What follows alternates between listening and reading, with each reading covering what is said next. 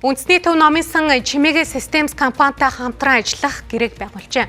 Хамтран ажиллагааны хүрээнд номын сангийн үйлчилгээг хэмэл оюун ухаанд суурилсан байдлаар уншигчдад хүрэхээр зорж байгаа юм байна. Чимээгийн Systems нь дэлхийн хэмжээнд хөгжиж хиймэл оюун ухааныг бүтээж буй Монголын шилдэг стартап юм а. Тэгвэл Чимээгийн Systems компани нь номын насжилтыг уртсгах, олон нийтийг номонд дурлуулж, соён гэгээрүүлэх үйлсэд хувь нэмрээ оруулах, номын сангийн дижитал датаг үүсгэх, цахим номын сангийн үйлчилгээг шинэ түвшинд хүргэх зорилгоор үндэсний төв номын сантай хамтарч ажиллахаар болжээ. Гол нь одоо уншигчид, хэрэглэгчдэд маш ялбархан хүргэх.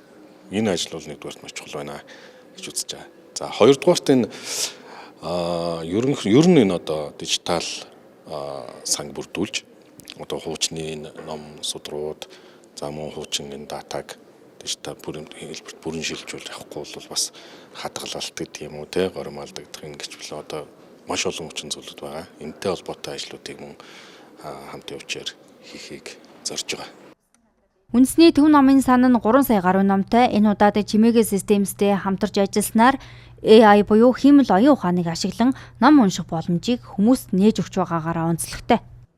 Би зөвхөн судлаад за тийм мэдээж энэ ном маань бүгд одоо цогч эрхийн зөвшөөрлөлтэй төрний зөвшөөрлийг харгалж үзчихээж за тэгээд дижиталчлах боломжтой номноосоо бол одоо хамтран ажиллах гэрээнийхээ хүрээнд олон нийтэд буюу одоо Чимээгийн Systemтэй холбооно өгч ойлгож байна. Чимээгийн Systems нь үндэсний төв номын сангийн датаг өгөгдөл оруулан ажилласнаар номын сангийн үйлчилгээ олон улсын түвшинд гарна гэдгийг тодтоглоо.